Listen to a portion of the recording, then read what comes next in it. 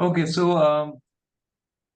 जो रिमेनिंग दो टॉपिक्स हमारे रह गए हैं कॉर्पोरेट कल्चर, सॉरी तीन टॉपिक्स हैं। Corporate culture, hmm, critical success factor and the third topic is competitive profile matrix. ये तीनों टॉपिक्स हम लोग अभी करेंगे। We are talking about MCU 23 strategic management, और फिर उसको स्टार्ट करते हैं।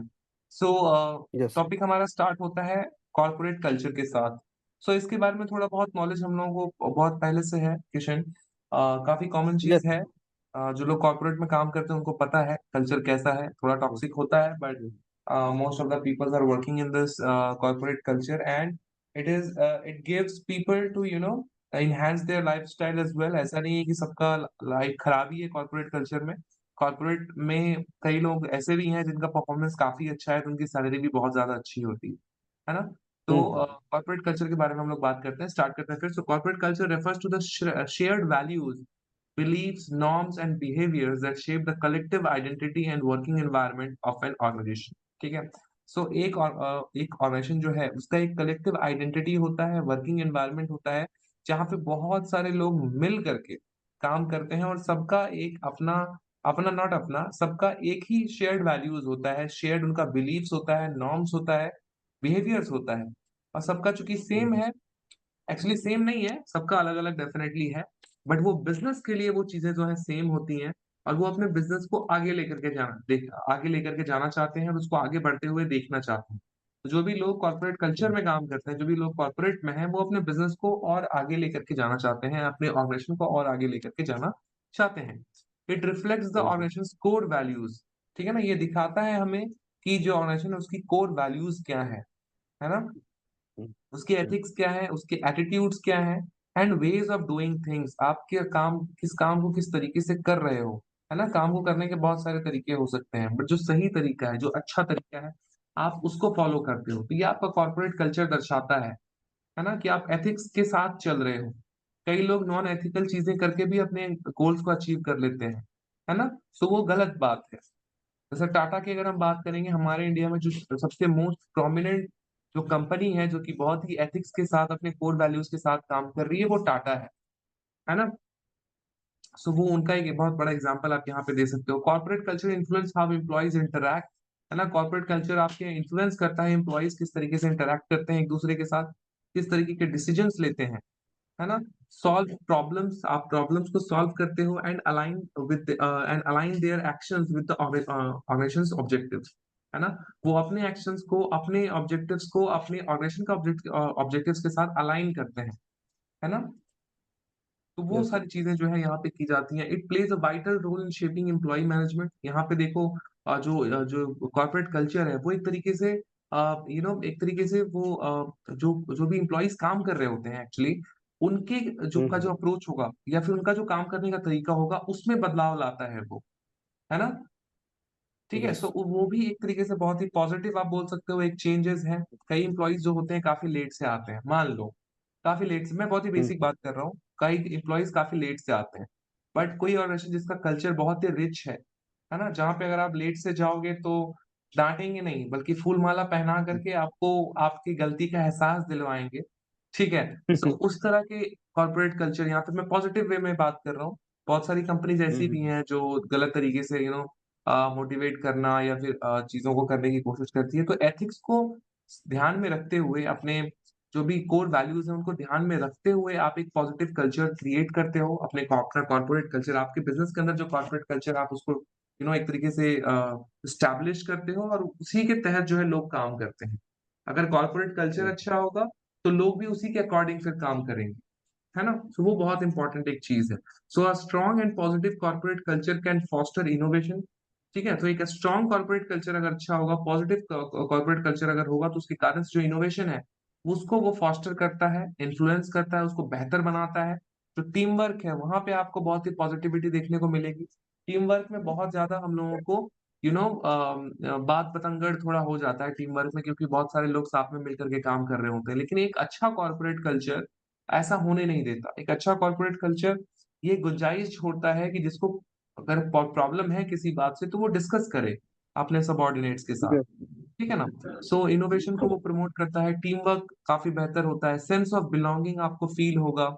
देखना, कॉर्पोरेट कल्चर में हुँ, हुँ, बहुत ज़्यादा मतलब चीज़ों को सेलिब्रेट करना, अगर किसी का बर्थडे है, सरकारी ऑफिसेज में आई डोंट नो कितने ज्यादा होते हैं, बट कॉर्पोरेट में किसी का हम्म, बर्थडे है तो भाई बर्थडे है, केक्स कटेंगे ही कटेंगे, हम्म, है ना। सो वो कटेंगे एक तरह से सेंस ऑफ कटेंगे। बिलोंगिंग आपको प्रोवाइड की जाती है। जितना अच्छा अंदर का कल्चर अच्छा होगा, माहौल अच्छा होगा, उतना आपको बिलोंगिंगनेस फील होगा, ठीक है ना। वाइल अ नेगेटिव कल्चर, अगर लेकिन अगर किसी जो ऑर्गेनाइजेशन है उसका अगर कॉर्पोरेट कल्चर नेगेटिव है, तो वो एक तरीके से हिंडर करता है, प्रॉब्लम्स क्रिएट करता है, ऑब्स्टेकल्स क्रिएट करता है, जहां पे आप ना ही कोलैबोरेट कर सकते हो, आपकी प्रोडक्टिविटी भी गिर जाती है, और ऑर्गेनाइजेशन के सक्सेस को वो हिंडर करता है, उसको वो बढ़ने नहीं देता, सक्सेसफुल होने ही नहीं देता। सो एक पॉजिटिव कॉर्पोरेट कल्चर का होना बहुत ज्यादा इंपॉर्टेंट है, ठीक है। तो वो बात हो गई। डी नंबर पॉइंट है हमारा critical success factor. Critical success factor, so critical success factor are the key areas, ठीक है। तो वो ये एरियाज हैं जहां पर, और factors that are critical for an organization to achieve its strategic objectives and be successful in its industry, ठीक है। तो कोई भी ऑर्गेनाइजेशन किसी न किसी इंडस्ट्री के अंदर में आती है ना। तो जो भी हम्म, इंडस्ट्री होगी, जैसे कि सपोज आपका टोबैको इंडस्ट्री में आप हो, या आप अगर ऑटोमोबाइल इंडस्ट्री में हो, या फिर आप अगर हम्म, टेक्नोलॉजिकल इंडस्ट्री में हो, फोन वाली इंडस्ट्री में हो, है ना, फोन हम्म, स्मार्टफोन मैन्युफैक्चरिंग इंडस्ट्री में हो, तो सबकी अपनी अलग अलग इंडस्ट्री है ना। और हर एक इंडस्ट्री के लिए कुछ ना कुछ ऐसे फैक्टर्स होते हैं जो कि बहुत ही ज्यादा क्रिटिकल होते हैं, बहुत ही ज्यादा इंपॉर्टेंट होते हैं। जैसे कि फोन्स बनाने के मामले में, या स्मार्ट वॉचेज, या फिर जो भी चीजें हम लोग इस्तेमाल करते हैं, इसमें चिप्स वगैरह का बहुत ज्यादा यूज होता है, सिलिकॉन का यूज होता है, सेमीकंडक्टर चिप्स का यूज होता है, जो कि चाइना से आता है या फिर अलग कंट्रीज से आता है, वियतनाम से भी आता है, काफी ज्यादा इंडिया में इंपोर्ट किया जाता है ना। तो ये चीजें जो है बहुत सारे फैक्टर्स के ऊपर डिपेंड करती हैं। तो ये जो फैक्टर्स होंगे जो बहुत ही ज्यादा क्रिटिकल होते हैं किसी भी बिजनेस को रन करने के लिए, है ना। आप सपोज टोबैको का बिजनेस कर रहे हो, और टोबैको को बनाने के लिए आपके पास उसका रॉ मटेरियल ही नहीं है, तो वो कितना क्रिटिकल चीज है आपके लिए। अगर वो रहेगा ही नहीं तो आपका बिजनेस कैसे रन करेगा। तो ऐसी जितनी भी सारी क्रिटिकल चीजें होती हैं, अब वो हर एक इंडस्ट्री में, हर एक ऑर्गेनाइजेशन में हम लोग को देखने को मिलता है, तो ये उनके बारे में है। वो उनकी उनका अगर अबंडेंट आपके पास ज्यादा रहेगा, अगर आपके पास ज्यादा मात्रा में रहेगा, तो आपको कोई दिक्कत नहीं होगी, पर अगर नहीं रहेगा तो फिर बहुत ज्यादा दिक्कत होने वाली है। तो वही बात यहाँ पे बोली गई है, मैं सिर्फ एक फैक्टर की बात कर रहा हूँ, यहाँ पे मल्टीपल फैक्टर्स हैं, ठीक है। सो क्रिटिकल सक्सेस फैक्टर्स, देखो फैक्टर्स बोला है, बहुत सारे factors are the key areas, वो एरियाज हैं और factors that are critical for an organization, किसी भी ऑर्गेनाइजेशन के लिए वो बहुत ही ज्यादा क्रिटिकल होता है to achieve its strategic objectives, आपके अपने स्ट्रेटेजिक ऑब्जेक्टिव्स को अचीव करने के लिए, और साथ ही साथ आपको अपनी इंडस्ट्री में सक्सेसफुल होने के लिए इन क्रिटिकल फैक्टर्स को अपने कंट्रोल में रखना बहुत ही ज्यादा जरूरी है। Critical success hmm, factors are specific to each organization, देखो जी जो मैंने अभी बताया कि हर एक ऑर्गेनाइजेशन का, हर एक इंडस्ट्री का अलग अलग होता है क्रिटिकल, सबका सेम नहीं होता, हम्म, है ना। तो जो है वो स्पेसिफिक होता है हर एक ऑर्गेनाइजेशन के मुकाबले में, and depend on it's industry, और वो उसकी इंडस्ट्री के ऊपर डिपेंड करता है। कॉम्पिटिटिव लैंडस्केप, किस तरह का कॉम्पिटिशन जो है उस इंडस्ट्री में, उसके ऊपर डिपेंड करता है। साथ ही साथ स्ट्रेटेजिक गोल्स, आपको आप क्या अचीव करना चाहते हो, उसके ऊपर भी आपका वो फैक्टर एक तरीके से उसको इन्फ्लुएंस करता है, ठीक है। दे आर द फ्यू की एरियाज, ये वो के की एरियाज हैं, इंपॉर्टेंट एरियाज हैं, आप बोल सकते हो की इज लाइक इंपॉर्टेंट, आप बोल सकते हो, where the organization must excel to outperform competitors, जहां पे आपको बहुत अच्छे तरीके से काम करना पड़ेगा ताकि आप अपने कॉम्पिटिटर्स को आउट परफॉर्म कर सके, हरा सके। देखो वो भी परफॉर्म कर रहे हैं, आप भी परफॉर्म कर रहे हो, लेकिन आप अगर अच्छा परफॉर्म करोगे तो आप उसको आउट परफॉर्म कर दोगे, आप उसको आउट कर दोगे, है ना। सो वो बहुत जरूरी हो जाता है, and achieve it's desired outcomes, और आप अपने डिजायर्ड आउटकम्स को आप अचीव कर पाते हो। सी एस एफ ऐसा लग रहा है CISF में बोल रहा हूँ, उसी तरह का साउंड कर रहा है ये, कोई नहीं। तो CSFs are determined through careful analysis and understanding of the industry, ठीक है। जो भी CSFs होंगे, वो ऐसा तो नहीं है कि आपको पता होगा, आपको डिटरमाइन करना पड़ेगा कि अगर आप टेक्नोलॉजिकल इंडस्ट्री में हो, आप अगर स्मार्टफोन इंडस्ट्री में हो, अगर आप ऑटोमोबाइल इंडस्ट्री में हो, तो आपकी इंडस्ट्री के लिए कौन से फैक्टर्स हैं जो कि बहुत ही ज्यादा आपके लिए जरूरी है, आपके लिए मायने रखते हैं, है ना। तो ये डिटरमाइन करना, उनको एनालाइज करना, है ना, अपनी इंडस्ट्री को ठीक तरीके से समझना, वो सारी चीजें बहुत ज्यादा इंपॉर्टेंट है ना। वही बात बोली गई है, CSF सारे determine through careful analysis and understanding of industry, market dynamics, market किस तरीके का है उसके ऊपर ये डिपेंड करता है, कस्टमर की नीड्स कैसी हैं, एंड इंटरनल कैपेबिलिटीज, ठीक है। By focusing on these critical areas, इन सब एरियाज के ऊपर फोकस करके कोई भी ऑर्गेनाइजेशन जो है वो अपने रिसोर्सेज को ठीक तरीके से एलोकेट कर सकती है, है ना। सेट प्रायोरिटीज, आप प्रायोरिटीज सेट कर सकते हो कि आपको पहले क्या करना है, बाद में क्या करना है, इस तरीके से। And develop strategies that given them a competitive advantage, और वो स्ट्रेटेजीज आपको दी जाती हैं जहां पे आपको एक कॉम्पिटिटिव एडवांटेज आपको देखने को मिलता है। आपका बिजनेस जिन फैक्टर्स के साथ घिरा हुआ है, जिन फैक्टर्स के ऊपर डिपेंड करके आपका बिजनेस चल रहा है, उनको कंट्रोल में रखना, उनके ऊपर ध्यान देना बहुत ही ज्यादा जरूरी होता है। ठीक है। So that was the D number point. Now we will talk about the E, which is competitive profit profile matrix. ठीक है, तो ये थोड़ा सा प्रोफाइल। कॉम्प्लिकेटेड है। मैट्रिक्स हमेशा कॉम्प्लिकेटेड ही होता है, मैट्रिक्स कभी भी आसान नहीं होता। मैट्रिक्स में बहुत सारी चीजें होती हैं, तो यहाँ पे हम लोग बात करने वाले हैं कॉम्पिटिटिव प्रोफाइल मैट्रिक्स के बारे में। What it is a strategic analysis tool, जिसका इस्तेमाल हम लोग करते हैं कंपनी के पोजीशन को एक तरीके से इवैल्यूएट करने के लिए। ठीक है। जैसे कि सपोज फोन के इंडस्ट्री में अगर मैं बात करूं तो एप्पल एक फोन है, सैमसंग एक फोन है, वीवो है, ओप्पो है, बहुत सारी कंपनीज हैं। तो इन सारे के सारी कंपनीज का क्या पोजीशन है इस कॉम्पिटिटिव मार्केट में, इसको इवेलुएट करने में स्ट्रेटेजिक एनालिसिस जो है, आपका जो प्रोफाइल मैट्रिक्स हम बात कर रहे हैं, कॉम्पिटिटिव प्रोफाइल मैट्रिक्स, वो काफी ज्यादा हेल्प करता है। ठीक है। The competitive profile matrix is a strategic analysis tool use to evaluate, देखो बोला गया है use to evaluate the competitive position of a company. कौन से कंपनी का कॉम्पिटिटिव पोजीशन कैसा है उसको इवेलुएट करने में ये चीज जो है हेल्प करता है हमारा CPM of a company in comparison to its key competitors, है ना। It identifies the strength and weaknesses of the organization and its competitors across various critical success factors to assess their relative competitiveness। ठीक है। तो वो सारे factors आपके पास हो गए, आपको पता चल गया। मैंने प्रीवियस क्लास में बता, प्रीवियस वाले जो टॉपिक था उसमें हम लोगों ने डिस्कस किया था। कॉम्पिटिटिव प्रोफाइल मैट्रिक्स में वो भी एक बहुत बड़ा फैक्टर है ना। वो क्या करता है, आपके स्ट्रेंथ और वीकनेस को आपको वो क्या करता है, उसको एनालाइज करता है। स्वॉट एनालिसिस मैंने काफी पहले बताया था। स्वॉट एनालिसिस में हालांकि यहाँ पे सिर्फ एस और डब्ल्यू के बारे में बोला गया, स्ट्रेंथ एंड वीकनेसेस, बट वो भी सारी चीजें इसमें आ जाएंगी। स्ट्रेंथ एंड वीकनेसेस को वो इवेलुएट करता है, समझता है, आइडेंटिफाई करता है कॉम्पिटिटिव प्रोफाइल मैट्रिक्स, है ना।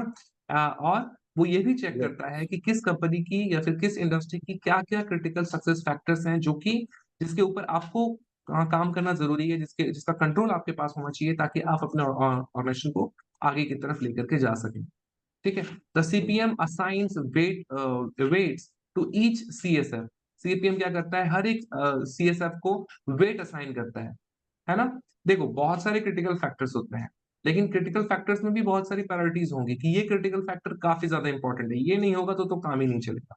कुछ क्रिटिकल फैक्टर्स हो सकता है कि अभी आपके लिए जरूरी ना हो, लेकिन बाद में जरूरी होगी, तो आप उसको आइडेंटिफाई कर लोगे, है ना, और उसके अकॉर्डिंग से आप उसको उतनी वैल्यू दोगे। वेज इज लाइक आप उसको वैल्यू दे रहे हो उतना, है ना। तो वो करना यहाँ पे होता है, various critical success factors to assess their relative competitiveness, है ना, उसका रिलेटिव कॉम्पिटिटिवनेस कितना ज्यादा है, उसको यहाँ पे आइडेंटिफाई करने की बात की गई। तो सीपीएम, अच्छा ये तो हो गया। नहीं, the CPM assigns weights to each CSF based on their importance and rates the organization and its competitors on a scale from 1 to 4। ठीक है, तो एक तरह से यहाँ पे स्केल बता दिया गया। अब जरूरी नहीं कि 1 to 4 तक ही हो, बट ग्लोबल फिनोमिना है, ग्लोबल टॉपिक है ये हमारा, कोई ऐसा टॉपिक नहीं कि सिर्फ हमारे इंडिया में पढ़ाया जा रहा है, पूरे वर्ल्ड में पढ़ाया जा रहा है। तो इसके लिए एक एक स्केल बनाया गया है, जहां पे आप जो स्केल है वो 1 से लेकर के 4 तक का है। सबसे पहला है वीक, जो कि 1 जो है वो वीक को डिनोट करता है, और 4 जो है वो स्ट्रॉन्ग को बताता है ना। वीक के बाद कुछ एक होगा, है ना। उस तरीके से 4 स्केल में बांट दिया गया है उसके सीएसएफ के हिसाब से। सीएसएफ को एक तरीके से इवेलुएट करने के लिए, उसके कौन सा सीएसएफ कितना इंपॉर्टेंट है आपके लिए, वो समझने के लिए आप उसको क्या कर रहे हो, स्केल में बांट दे रहे हो। ठीक है। सपोज आपके लिए पानी बहुत ज्यादा इंपॉर्टेंट है, तो आपके पानी आपका आपका आपके लिए पानी कितना ज्यादा इंपॉर्टेंट है, आप उसको स्केल में बता रहे हो कि मेरे लिए वो चौथे नंबर पे है, मतलब वो बहुत ही ज्यादा जरूरी है, वो बहुत ही स्ट्रांग है, वो होना ही चाहिए, ऑब्वियसली होना चाहिए। तो मैं उठ पटांग एग्जांपल दे रहा हूँ, बट बिजनेस में ये एग्जांपल मत देना पानी वाला। ठीक है, मैं एज ए ह्यूमन बीइंग की बात कर रहा हूँ। ठीक है, हमारे जीने के लिए सबसे ज्यादा इंपॉर्टेंट क्या है, क्रिटिकल सक्सेस फैक्टर। हमें अगर जिंदा रहना है, हमारा अगर ये एम हो कि मुझे एक दिन जीना है, तो एक दिन जीने के लिए आपके पास क्या होना चाहिए, सबसे पहले तो आपके पास पानी, मतलब खाना चलो ना भी रहे, पानी पी के भी आदमी जिंदा रह लेगा। तो पानी is like one yes. Of the factor आप बोल सकते हो। फिर खाना पीना है, नींद अच्छी होनी चाहिए, एनवायरनमेंट अच्छा होना चाहिए, बहुत सारे फैक्टर्स यहाँ पे क्रिटिकल आ जाएंगे। तो आप सारे के सारे फैक्टर्स को क्या कर रहे हो, 1 to 4 आप स्केल कर दे रहे हो कि आप अगर 4 करोगे पानी को तो वो 4 नंबर, तब आप उसको ज्यादा वैल्यू दे रहे हो, है ना। तो यहाँ पे वेज का मतलब वही है कि आप वैल्यू किसको कितना दे रहे हो, ठीक है ना। For each factor these the scores are then multiplied by the assigned weights to calculate a total weighted score for each company, है ना।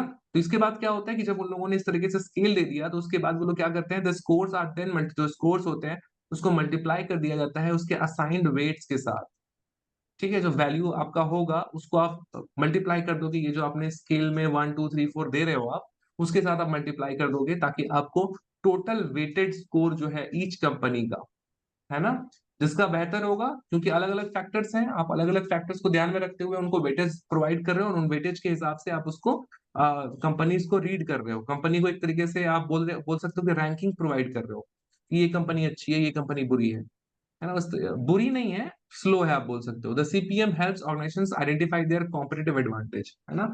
ये हेल्प करता है किसी भी कंपनी के, किसी भी ऑर्गेनाइजेशन को ये आइडेंटिफाई करने में कि उसका कॉम्पिटिटिव एडवांटेज किस चीज में है। हर एक कंपनी हर चीज में अच्छी नहीं हो सकती, तो आपकी कंपनी जिस चीज में अच्छी है आपको उसी के ऊपर ज्यादा फोकस करना है, और ये आइडेंटिफाई हम्म, करवाने में हेल्प करता है कॉम्पिटिटिव प्रोफाइल मैट्रिक्स, ठीक है। इसको इस तरीके से समझते हैं। The CPM helps organization identify their competitive advantage, areas for improvement, कहाँ कहाँ आप इम्प्रूवमेंट कर सकते हो, and how they stack up, और किस तरीके से आप आगे जा सकते हो, आप किस तरीके से टैकल कर सकते हो अपने कॉम्पिटिटर्स को, है ना। ये चीजें हैं। Aiding in the development of effective strategy to enhance their competitive position, है ना, जिसके वजह से आपके पास एक इंसाइट आपके पास आता है, नॉलेज आपके पास होता है, उसके बेसिस पे आप इफेक्टिव एक स्ट्रेटेजी बनाते हो और उसको आप इम्प्लीमेंट करते हो, और वो अगर सही तरीके से होगा तो आपका जो कॉम्पिटिटिव पोजीशन है वो इनहेंस होगा, वो आगे बढ़ेगा, वो बेहतर होगा, ठीक है। So that's it, these were the last 3 point जो हम लोगों को डिस्कस करने थे। ये तीनों हो गया, आकांक्षा ने थोड़ा लेट से ज्वाइन किया, कोई नहीं, ये वीडियो मैं यूट्यूब पे डाल दूंगा Yes, sir. फॉर श्योर, तो थोड़ा वेट कीजिए, इसको डाल देते हैं, ठीक है। Any question regarding this topic, Kishan? No sir, no sir, it's okay sir. Akanksha, I think आपने डी में ज्वाइन किया था ना, जब हम लोग डी नंबर पॉइंट कर रहे थे Yes, बीच sir. में शायद। Yes, sir. CSF में yes, sir. ठीक है, कॉर्पोरेट कल्चर काफी इजी टॉपिक है, इसको आप खुद से भी पढ़ लीजिएगा तो कोई दिक्कत नहीं होगी, ठीक है। MCQ 23 हम लोग कर रहे हैं और आखिरी क्वेश्चन है ये, इसको थोड़ा सोने से Okay, पहले एक sir. बार रीड कर लीजिएगा, उसके बाद ही सोइएगा, ठीक है। सो दैट्स इट, अगला क्लास हम लोग मे बी पॉसिबल है कल शाम में कर पाना, आप लोग शाम में कर पाओगे कल? Yes sir, Yes, sir. Yes ठीक है सर। then, तो फिर अगला क्लास भी इसी टाइम पे करते हैं, तकरीबन इसी टाइम के आसपास कल। Okay, चलेगा sir. सर, चलेगा सर। ओके, ठीक है then, ठीक है then। Any question regarding examination assignment वगैरह सब कुछ सबमिट हो गया होगा आप लोगों का? हाँ सर, जी सबमिट सर. सबमिट हो गया मेरा भी। परफेक्ट परफेक्ट, अब बस एग्जाम के लिए तैयारी कीजिए। आईडी कार्ड आप लोगों ने निकाल लिया है ना? Yes, sir. ID सर हाँ जी सर, ये डाउनलोड कर लिया। सर एडमिट कार्ड तो आ गया होगा ना आई थिंक. नहीं नहीं नहीं, एडमिट कार्ड अभी नहीं, एग्जाम से 10 दिन पहले। नवंबर में आई थिंक, सॉरी अच्छा. दिसंबर में आई थिंक 4 या 5 तारीख से एग्जाम शुरू हो रहा है, आप एक्सपेक्ट करो कि 20 22 तारीख तक जो है नवंबर के आपका जो है एडमिट कार्ड आ जाएगा। अगर नहीं आता है तो मैं लिंक आपको प्रोवाइड करा दूंगा, आप देखते रहना, और आप वहां से डाउनलोड कर पाओगे, ठीक है। Okay and sir. बस तो अभी सर, तैयारी करना है और असाइनमेंट कुछ का नहीं करना। मार्क्स शो करेगा अभी? असाइनमेंट्स का? नहीं नहीं नहीं नहीं, हाँ, अभी नहीं मार्क्स। किशन, अभी अभी तो लास्ट डेट भी नहीं हुआ, मतलब हो गया है बट स्टिल अभी भी टाइम होता है सबमिशन का, तो अभी नहीं, कम से कम आपकी एग्जाम खत्म होने तक मार्क्स आई होप कि अपलोड हो जाएंगे, मार्क्स अपडेट हो जाएंगे। आप स्टेटस ये चेक कर सकते हो कि आपका सबमिशन स्टेटस क्या है, वो जमा हुआ है कि नहीं हुआ है, वो थोड़ा जल्दी हो जाता है, वो मैं नहीं तो भेज दूंगा अभी लिंक, ठीक है।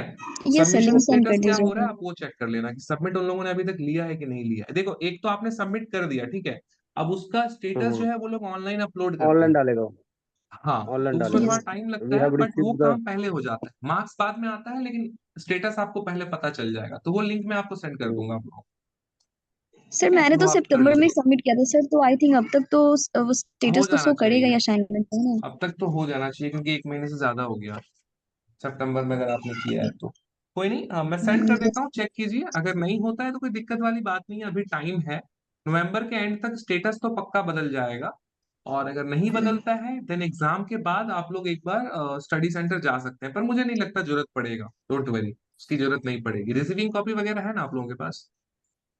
हाँ सर, है ये सर। सर, ये सर बस रिसीविंग, बस, यस सर, जो सारे सब्जेक्ट्स का है, यस सर. हाँ हाँ, काफी है, काफी है, कुछ नहीं होगा, डोंट वरी, सब ठीक है। मैं आप लोग को फिर भी मैं लिंक शेयर कर देता हूँ, आप बीच बीच में चेक चेक करते रहिएगा, ठीक है। सर मैं ओके क्या ओके बोल रहा सर। था कि ये जो क्वेश्चन का जो आंसर है जो हम लोग देंगे एग्जाम में वो ऐसे ही पॉइंट वाइज देंगे, जैसे ABCD अगर पूछता है तो पॉइंट वाइज पूछता है तो पॉइंट वाइज, यानी तो अपना हाँ, जो पॉइंट वाइज अगर हेडिंग इसका रहेगा बना तो, के। जी जी, पॉइंट वाइज रहेगा तो ज्यादा अच्छा। अगर आप सिर्फ पैराग्राफ वाइज करेंगे तो थोड़ा सही नहीं लगेगा, पॉइंट वाइज ही करने की कोशिश मार्क कीजिएगा। मतलब उसको बाइफरकेट करके ना, मतलब हाँ हाँ, जिस बांट टॉपिक के बांट बारे में करके रहेगा उस टॉपिक के बाइफरकेट बारे में। करना ज्यादा अच्छा रहेगा, एब्सोल्युटली। अच्छा अच्छा। ठीक है, ठीक। ओके देन, तो जी। कल मिलते हैं फिर। हाँ हाँ जरूर ओके सर, सर। जरूर सर। ओके ओके गाइस, ठीक है, good night, good night. Good night Good sir. night.